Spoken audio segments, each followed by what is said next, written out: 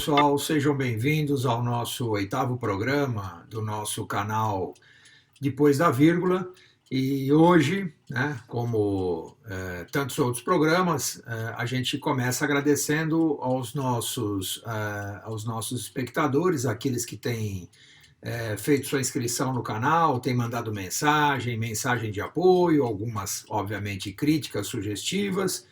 Dentre elas, basicamente, tentando nos dar sugestões de pauta e buscando, obviamente, um entendimento entre a produção do programa e, obviamente, o desejo desses espectadores, do nosso público, em relação a alguns temas. E, óbvio, que depois de um certo tempo, prometendo, que eu já venho prometendo através das respostas dentro do canal e do programa, eu vou tocar num assunto que, na verdade, eu nem gosto de tocar muito, porque aí acaba sendo uma coisa um pouco pessoal e parece ser dirigido ao governo XYZ, mas o fato é que nós estamos falando do Brasil, o fato é que nós estamos falando do processo político e, não menos importante, estamos falando do momento econômico que vive o país, né? Acho que já tivemos uma coleção de fatos relevantes para que a gente possa focar, como a gente chama, na liturgia do poder. Então, pensando nessa questão da liturgia do poder, na questão do cargo, na questão do comportamento em relação ao cargo que se exerce, nós estamos tendo vários problemas com o governo federal, embora os governos estaduais também tenham tido uma grande contribuição no Rio de Janeiro, mesmo aqui em São Paulo, em Belo Horizonte, lá no estado de Minas Gerais, mas o nosso trabalho e nosso foco é exatamente falar um pouquinho sobre o plano nacional, uma coisa mais ampla, né? E nesse campo, obviamente, o atual governo não tem sido muito amistoso, tem tido vários problemas e, como a gente costuma dizer, tem criado vários problemas para a sua própria agenda. Lembrando que nós tivemos aí a aprovação da agenda da Previdência, era uma agenda indigesta, é ponto para o governo, muito embora tenhamos, diríamos assim, algumas críticas em relação ao que foi aprovado, mas é ponto para o governo, eu acho que isso é um dado relevante.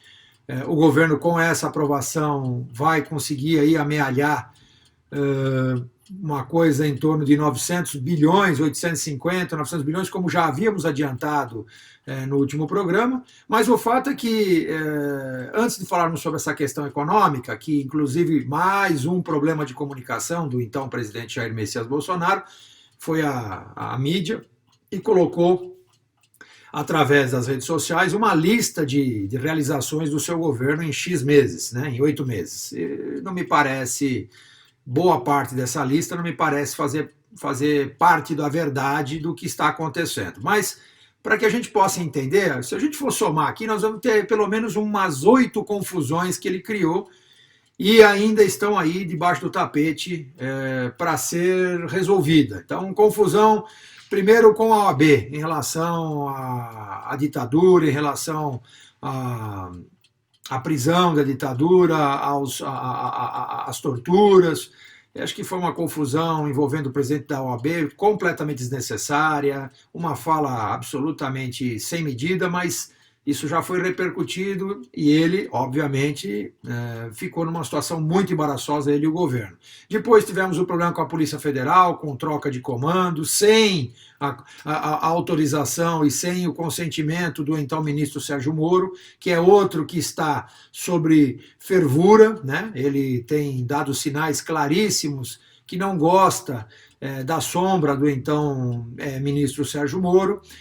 Temos o problema com o jornalista Merval Pereira, né? Recentemente ele usou uma coletiva de imprensa para atacar o jornalista da Rede Globo, né? Do Globo News, Merval Pereira, através de X palestras pelo Senac, bom, enfim. Tivemos a confusão, e essa sim, um pouco envolvendo a questão da diplomacia, né? Uma coisa bem complexa com a Angela Merkel em relação à questão da Amazônia, depois isso acabou se espalhando para o Emmanuel Macron, que aí acabou indo também para a relação familiar de Emmanuel Macron, uma coisa horrorosa. Depois, mais recentemente, já essa semana, está a confusão com os seus apoiadores, trocando farpas com o então governador João Dória, né? Eles estão trocando farpas, embora o João Dória está evitando romper oficialmente com o governo federal, mas fica muito claro que o governo Bolsonaro já colocou o seu apoiador, João Dória, na fervura, já colocou no mínimo no micro-ondas, né, como ele está fazendo com o Sérgio Moro. Então isso tudo está criando uma série de confusões, sem contar com a recente confusão que ele teve com o Marco Sintra a respeito da tal da CPMF, inclusive falando um pouco sobre a reforma tributária e, particularmente, na Receita Federal, no caso do Marco Sintra, agora sim, né, com a perseguição aos seus familiares em relação a levantamento de informações, e ele ficou muito incomodado, e assim, o que nos deixa constrangido, esse que é o fato, é que isso não é uma decisão velada, isso é uma decisão aberta. Ele fala claramente que ele não quer que as pessoas investiguem, que ele acha correto quando ele elogia o Ustra, né? O general Ustra, que era um torturador, confesso, ele não tem nenhum constrangimento quanto à questão dos indultos, quando você fala sobre chacina envolvendo militares. Então, ele tem na verdade, o presidente tem um grande problema, porque ele vive externalizando situações que normalmente um chefe de Estado, com a sua liturgia, estaria confessando, ainda que de forma errônea, estaria falando isso de forma mais privada, né? Então, o que a gente quer dizer? Que na liturgia do poder, na liturgia do cargo, existe um comportamento exigido, um comportamento mínimo de um cargo público, principalmente envolvendo a envergadura de um presidente. Bom, tudo bem. Vamos imaginar que isso seja um problema de adaptação, que o presidente da República, então Jair Messias Bolsonaro, está começando a se adaptar com a posição que ele ocupa. Já não deveria ser assim, ele já deveria estar afinado, mas vamos imaginar que isso seja um fato. Agora vamos tentar entender o que ele poderia nos ajudar em relação ao momento que vive o Brasil. O Brasil, apesar do CAGED ter dado uma informação positiva, aliás, não só o CAGED, como o próprio Banco Central, enfim, dados econômicos trouxeram boas notícias aí no último trimestre, aí 0,4, quando esperado era 0,2 de crescimento, embora, e aí nós temos que fazer um recorte. Esse 0,4, somados aos trimestres, aos 9 trimestres anteriores, com esse 10º trimestre, tenha somado pouco mais de 4% de alta em relação ao início da recessão há 2 anos e meio atrás. Qualquer recuperação econômica já estaria na casa dos 2 dígitos. Nós estamos muito aquém disso. E é óbvio que esse movimento glacial, congelado, sem muita expressão na economia, está impactando no emprego. O emprego que está caindo lentamente de 13 milhões para 12 milhões, 11 milhões e 900 mil desempregados, 12 milhões de desempregados. Alguém pode dizer, poxa, mas houve uma mudança de tendência. Ok, mas vamos entender por que houve a mudança de tendência. No último programa nós havíamos comentado sobre o quê? A precarização do trabalho. Ou seja, trabalho sem carteira assinada, sem nenhuma proteção, é exatamente o que fez esta diferença acontecer. Ou seja, a queda do desemprego está completamente assentada na precarização do trabalho, ou seja, no trabalho informal. Nós batemos 44%, o maior índice de trabalho informal da história do CAGED. Então, portanto, não tem milagre. Quem ouve, óbvio, quem lê, obviamente, a notícia de queda do desemprego, precisa entender o que está acontecendo. Obviamente, as pessoas estão indo buscar salários pela metade, estão indo buscar salários sem nenhuma garantia, estão indo trabalhar em ambientes absolutamente informais, alguns já viraram MEI, que é microempresário individual, né? Já mudaram, inclusive, o seu status social. Embora isso seja um fato, o que a gente precisa é recortar os dados, precisa entender os dados. E aí, se não for suficiente, a gente tem que ampliar a lente sobre esses dados, que é o caso do trimestre.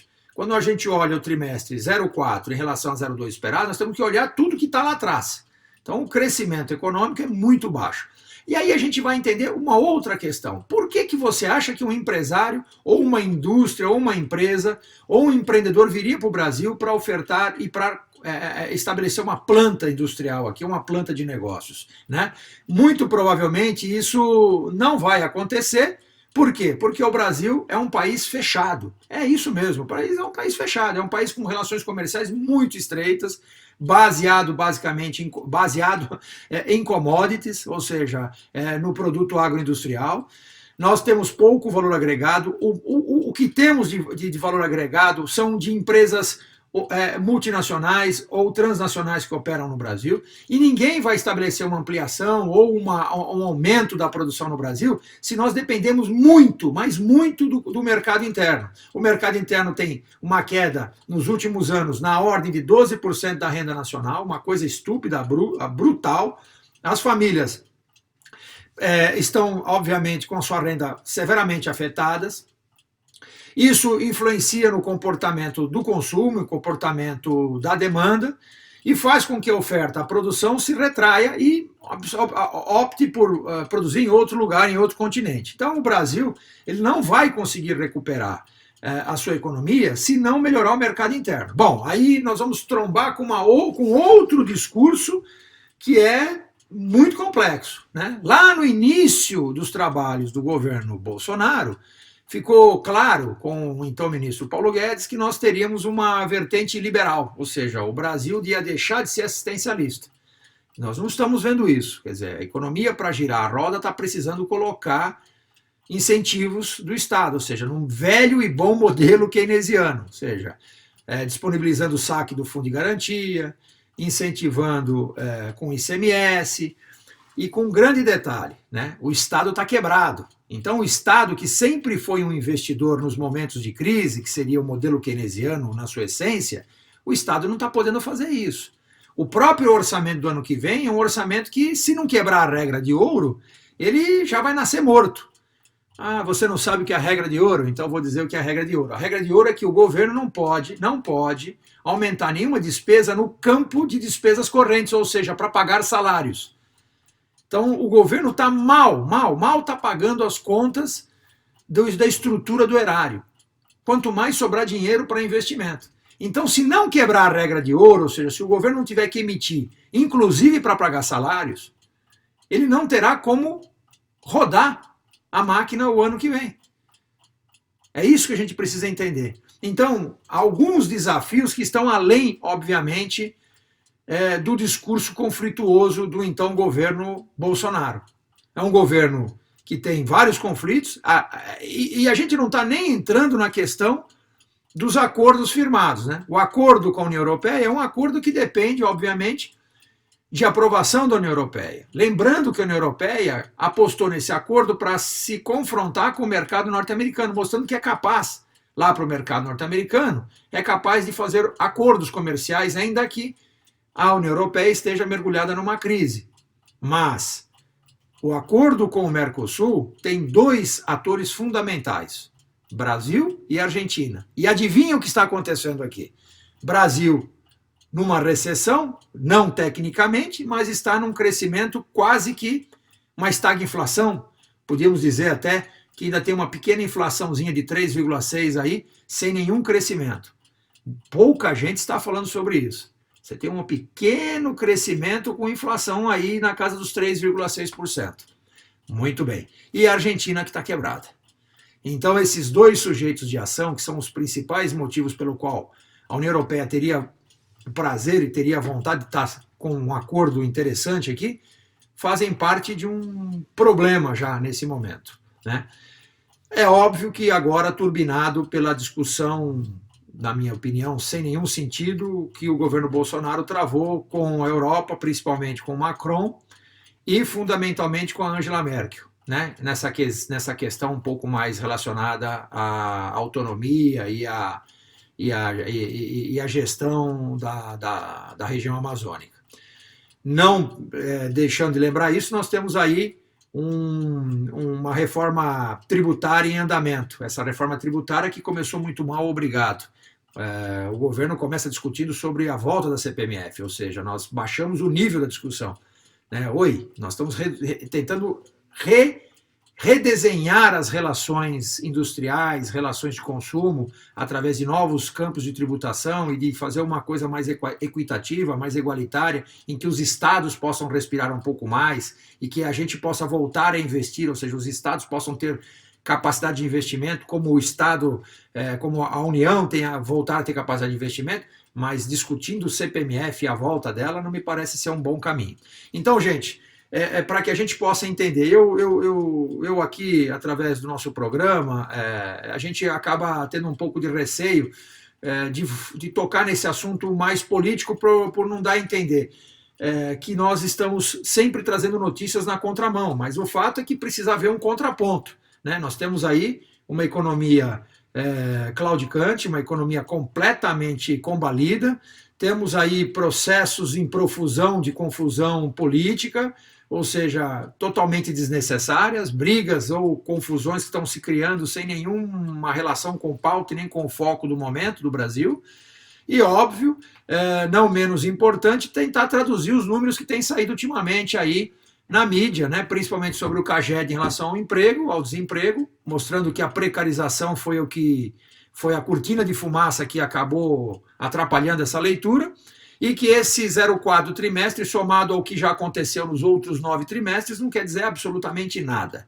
Né? Então, vamos torcer para que haja uma mudança de comportamento da liturgia do cargo e que ele possa, o governo Bolsonaro, através do presidente Jair Messias Bolsonaro, possa nos ajudar liderando um processo de recuperação econômica e não chamando a população ou parte da população que reverbera esse tipo de atitude para o conflito, para a confusão, porque nós não estamos mais na eleição, nós estamos tentando pôr o Brasil nos trilhos.